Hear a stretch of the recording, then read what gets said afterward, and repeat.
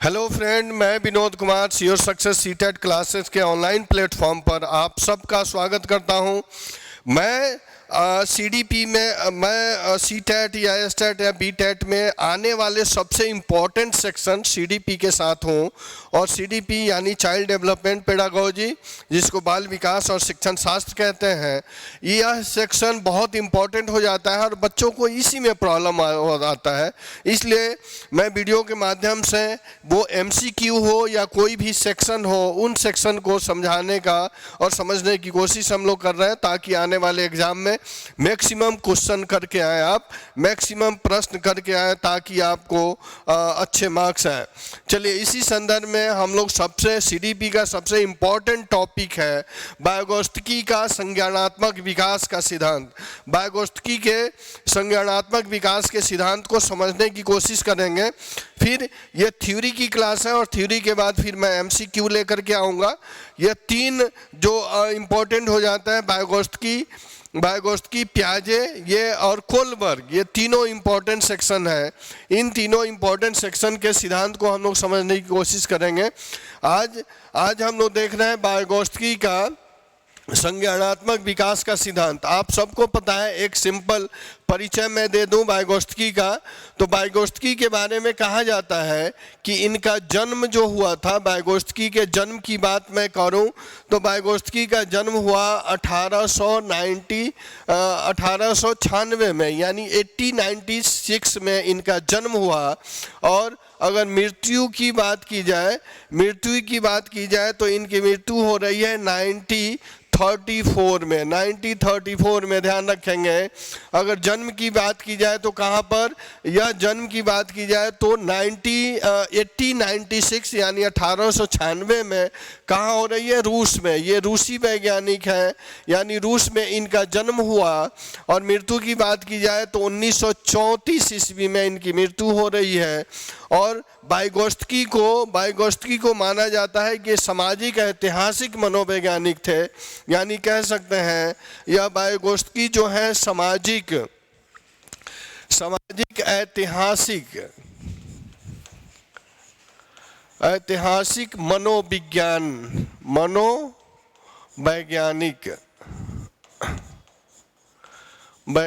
वैज्ञानिक बहुत important fact है, ध्यान रखेंगे।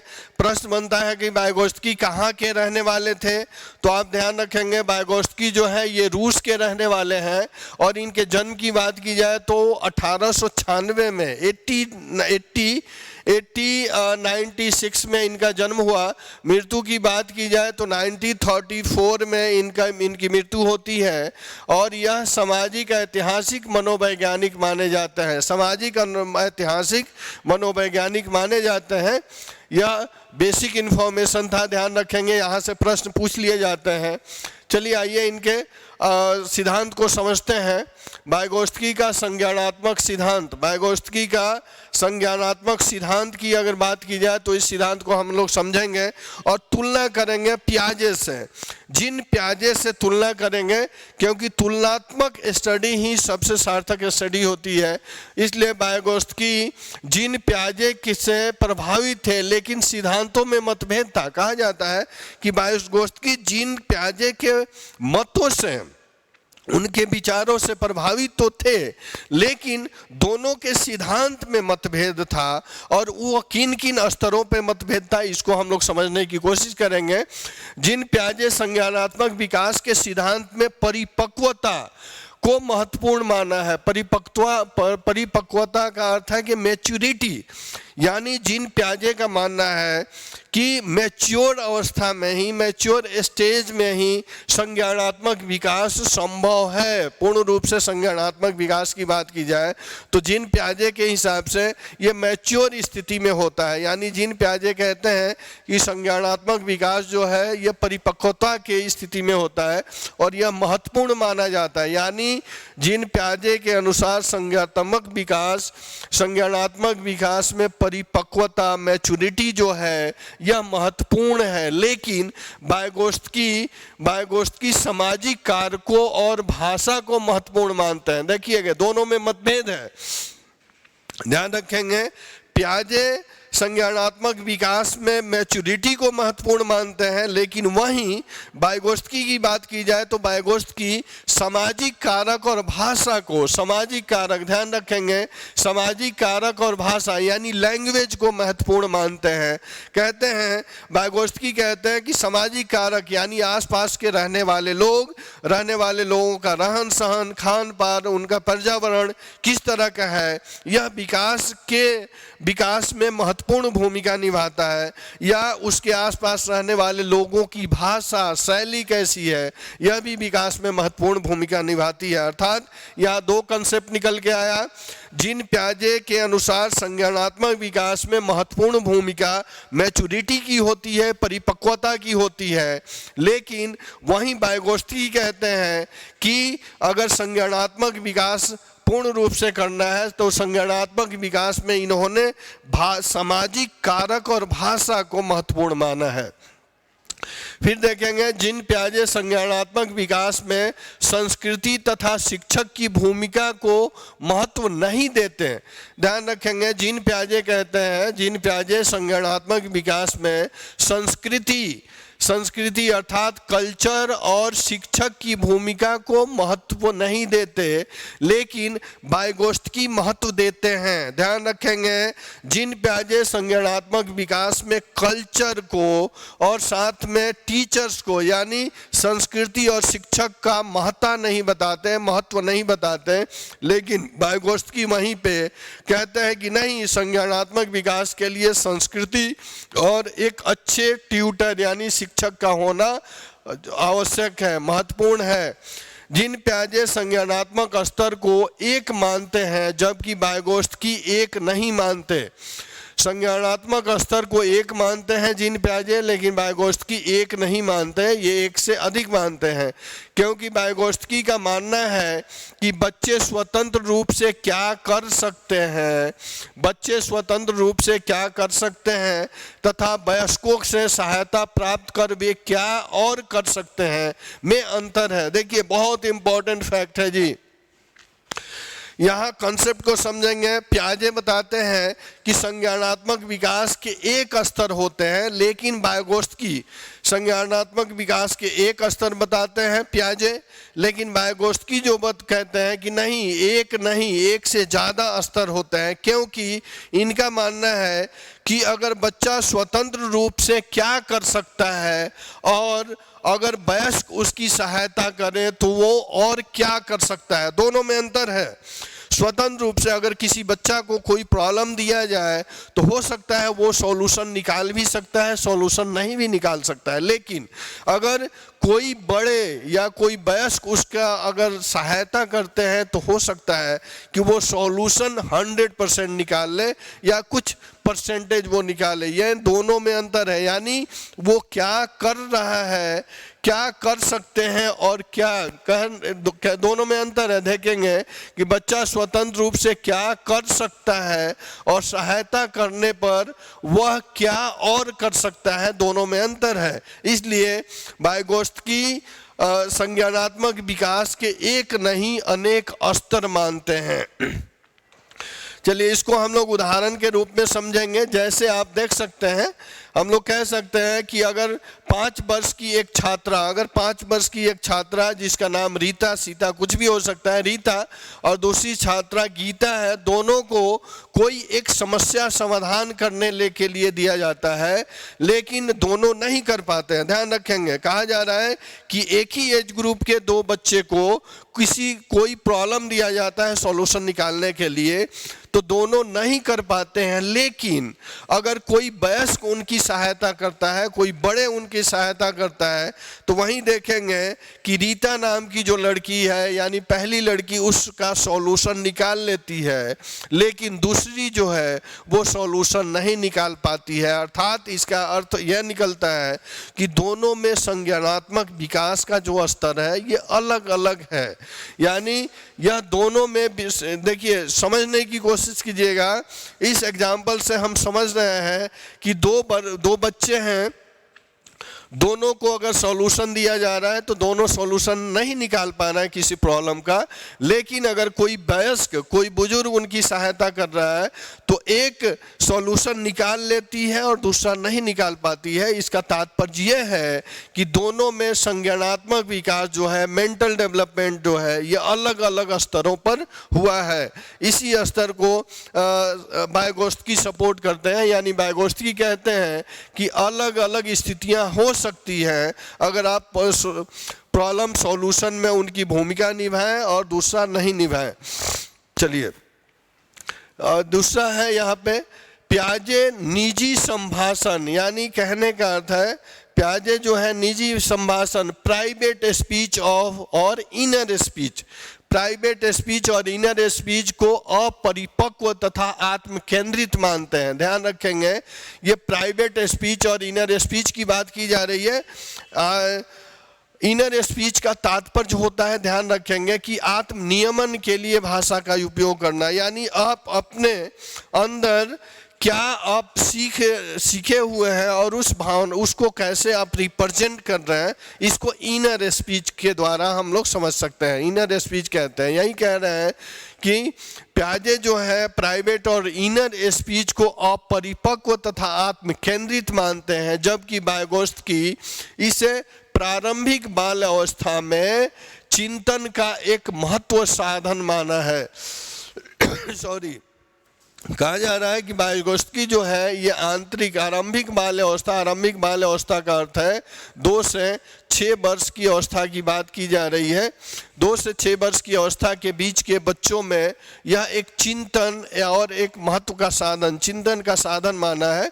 आंतरिक संभाषण या निजी संभाषण, इनर स्पीच और प्राइवेट स्पीच, जब आत्म नियमन के लिए भाषा का उपयोग किया जाता है तो इसे आंतरिक संभाषण कहते हैं। देखिए, जब आत्म नियमन के लिए किसी भाषा का उपयोग किया जाता है उसको हम क्या कहते हैं, इनर स्पीच या प्राइवेट स्पीच की संज्ञा देते हैं।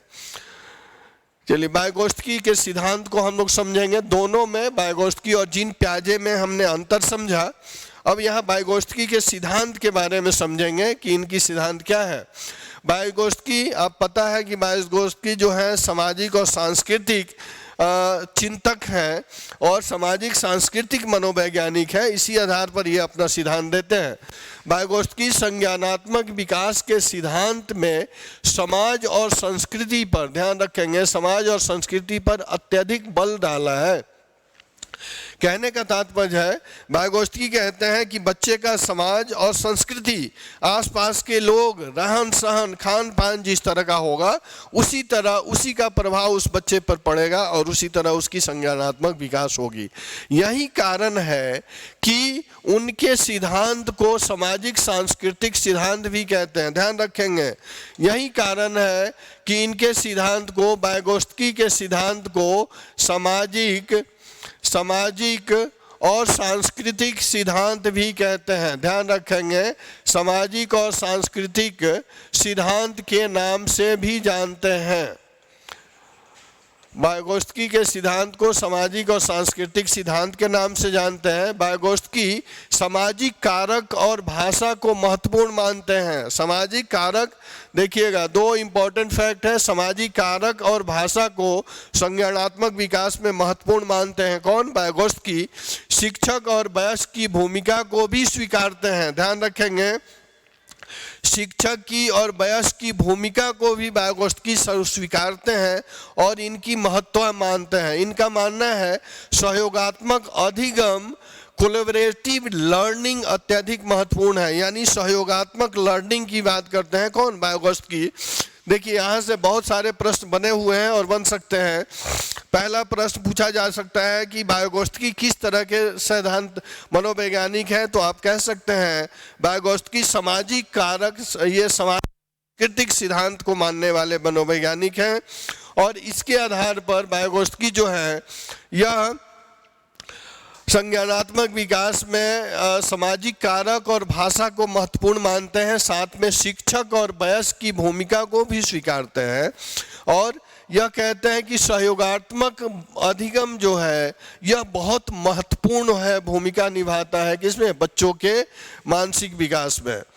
वाइगोत्स्की ने कहा, ध्यान रखेंगे, कि संज्ञानात्मक विकास एक अंतर्वैयक्तिक, वाइगोत्स्की ने कहा संज्ञानात्मक विकास एक अंतर्वैयक्तिक इंटरपर्सनल सामाजिक परिस्थिति से उत्पन्न होता है जिसमें बालकों को अपने वास्तविक विकास के स्तर, अर्थात जहां वे बिना किसी मदद के स्वयं कोई कार्य कर सकते हैं से अलग उनके संभाव्य विकास स्तर, अर्थात जहां वे किसी की सहायता प्राप्त कर कोई कार्य कर सकते हैं, की ओर ले जाने का प्रयास किया जाता है। ध्यान रखेंगे, अंतर्वैयक्तिक, वाइगोत्स्की ने कहा संज्ञानात्मक विकास एक अंतर्वैयक्तिक सामाजिक परिस्थिति से संपन्न होता है जिसमें बालकों को वास्तविक विकास के स्तर से, अर्थात जहां बिना किसी मदद से वह सीखते हैं, वहां से किसी के द्वारा मदद करके सिखाने की प्रक्रिया तक ले जाया जाता है। इन दोनों के बीच अंतर को वाइगोत्स्की समीपस्थ विकास का क्षेत्र, जोन ऑफ प्रॉक्सिमल डेवलपमेंट और ZPD कहते हैं। ध्यान रखेंगे, वाइगोत्स्की इसको नाम देते हैं समीपस्थ विकास का क्षेत्र। समीपस्थ विकास का क्षेत्र यानी जोन ऑफ प्रॉक्सिमल डेवलपमेंट की बात करते हैं कौन, वाइगोत्स्की। चलिए, वाइगोत्स्की का मानना है कि भाषा, ध्यान रखेंगे, वाइगोत्स्की कहते हैं कि भाषा और चिंतन दोनों का विकास अलग अलग होता है। बाद में कार्य करने के लिए दोनों मिल सकते हैं, लेकिन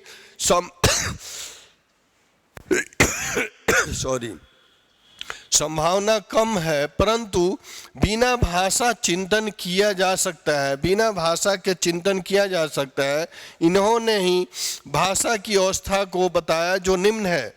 यह कहते हैं कि दोनों भाषा और चिंतन दोनों अलग अलग फैक्टर मानते हैं। कहते हैं कि बिना भाषा के चिंतन किया जा सकता है और भाषा को बाद में डेवलप किया जा सकता है। इस अवस्था को इन्होंने अलग अलग स्टेज में डिफाइन किया, जिसको हम देखेंगे। पहला स्टेज है सहज अवस्था यानी नेटिव स्टेज कहते हैं। इस अवस्था में बालक कोई भी शब्द धीरे धीरे आराम से सीखता है। ध्यान रखेंगे, इस अवस्था में कहा जाता है कि बालक कोई भी शब्द जो है यह धीरे धीरे और आराम से सीखता है और आसानी से सीख लेता है, यानी सहज अवस्था की बात की जा रही है। इसमें कहा जा रहा है कोई भी बालक जो है चीज़ों को, शब्दों को धीरे धीरे और आराम से सीखता है और आसानी से सीख लेता है।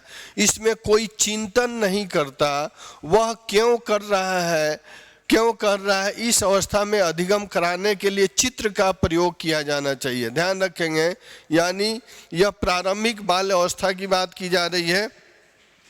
प्रारंभिक बाल अवस्था में चिंतन की अवस्था नहीं कही जाती है, चिंतन की प्रक्रिया डेवलप नहीं होती है और कहा जा रहा है कि इसमें बच्चे को आराम से सिखाने की कोशिश होनी चाहिए और कोशिश हो एक्टिविटी से सिखाने की, यानी अलग अलग तरीकों से, अलग अलग चित्रों से सिखाने की कोशिश होनी चाहिए।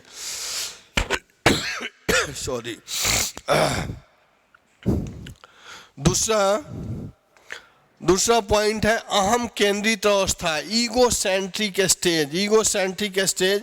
इस अवस्था में वह अपने आप को महत्वपूर्ण समझता है और अपनी बातों को दोहराता है। ध्यान रखेंगे, ईगोसेंट्रिक स्टेज वैसा स्टेज है जिसमें बच्चा अपने बातों को महत्वपूर्ण समझता है और बार बार दोहराता है, यानी दोहरा करके सीखने की अवस्था होती है ईगोसेंट्रिक। तीसरा है आंतरिक संभाषण, इनर स्पीच, यानी आत्म नियमन के लिए भाषा का उपयोग किया जाता है। बालक मन में पढ़ता है, ध्यान रखेंगे, और सोचने लगता है। यह प्रारंभिक बाल अवस्था से अपर की है, यानी ये पूर्व बाल अवस्था से, यानी यह अवस्था जो है यह 6 से 12 वर्ष की अवस्था में डेवलप होता है। आंतरिक संभाषण, इनर स्पीच जिसे बोलते हैं, अर्थात बच्चा जो है भाषा का उपयोग करता है और अपने मन में अंतर आत्मा में वो बार बार चीज़ों को दोहराता है और दोहरा करके उन पर विचार करता है, सोचने लगता है। अर्थात हमने यहाँ बात किया 3 स्टेज का। देखिए, पहला स्टेज है सहज अवस्था, जिसको नेटिव स्टेज कहते हैं। नेटिव स्टेज का अर्थ है इसमें बच्चा शब्दों को धीरे धीरे आराम से सीखता है और फिर सीख लेता है।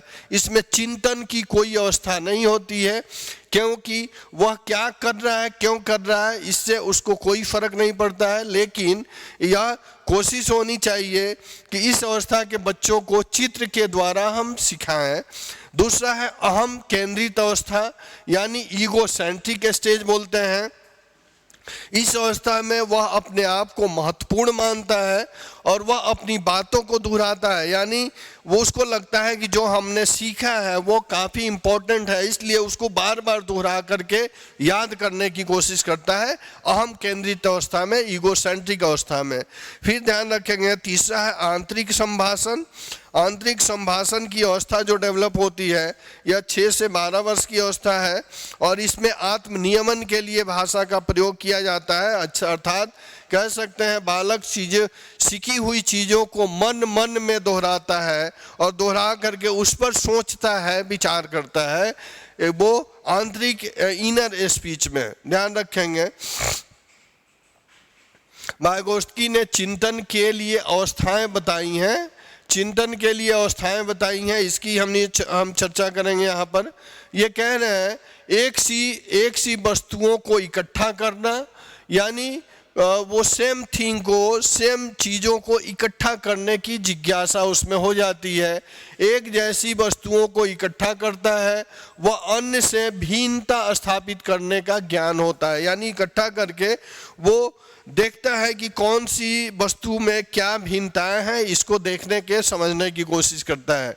सृजनात्मक रूप से चिंतन, यानी थिंकिंग एज ए क्रिएटिविटी, अपनी तरह से भी कुछ चीज़ें जोड़ता है जिसको प्रत्यक्षीकरण कहते हैं, यानी परसेप्शन वाले थिंग का डेवलपमेंट हो जाता है।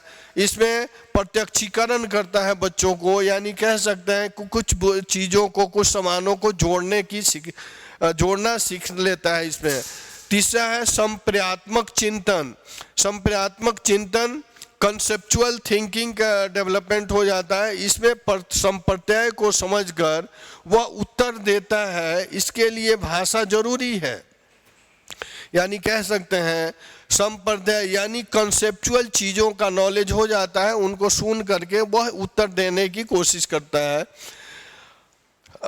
नोट में दो चीज़ों को यहाँ देखेंगे हम लोग और ये समझने की कोशिश करेंगे कि वाइगोत्स्की क्या कहते हैं। वाइगोत्स्की अधिगम सिद्धांत भी सामाजिक सांस्कृतिक को महत्व देता है। वाइगोत्स्की का अधिगम सिद्धांत भी सामाजिक सांस्कृतिक, ध्यान रखेंगे सामाजिक सांस्कृतिक सिद्धांत इनका हर एक जगह जुड़ेगा। इन्होंने समायोजन को भी महत्वपूर्ण माना है, कहा है कि समायोजन के लिए अधिगम महत्वपूर्ण है। ये कहते हैं कि समायोजन करना है, उसके लिए अधिगम बहुत महत्वपूर्ण है। वाइगोत्स्की खेल को महत्वपूर्ण मानते हुए कहते हैं, यानी ये खेल में शिक्षा की बात करते हैं वाइगोत्स्की, और कहते हैं यह बालक के संज्ञानात्मक, संवेगात्मक और सामाजिक विकास के लिए आवश्यक है, क्योंकि खेल व्यवहार को संगठित करता है। ध्यान रखेंगे, खेल व्यवहार को संगठित करता है और आत्मनियंत्रण के विकास में सहायक सिद्ध होता है। अर्थात कह सकते हैं वाइगोत्स्की दो पर काफ़ी जोर देते हैं। एक है सामाजिक सांस्कृतिक, अधिगम सिद्धांत में सामाजिक संस्कृति को महत्व देते हैं, फिर उसके साथ समायोजन के लिए समायोजन करने की कोशिश कराते हैं। इसके बाद ये खेल को महत्वपूर्ण देते हैं, यानी खेल में बच्चों के शिक्षा की बात करते हैं। चलिए, यहाँ तक हमने देखा वाइगोत्स्की के सिद्धांत को अधिगम से जोड़ करके कि कैसे वाइगोत्स्की को सामाजिक, सांस्कृतिक और ऐतिहासिक मनोवैज्ञानिक कहा जाता है और ये क्या सिद्धांत दिए हैं। मैं आशा करता हूँ कि आप अच्छे से समझे होंगे। फिर नेक्स्ट वीडियो में आपके साथ उपस्थित होऊंगा, तब तक के लिए धन्यवाद। Thank you.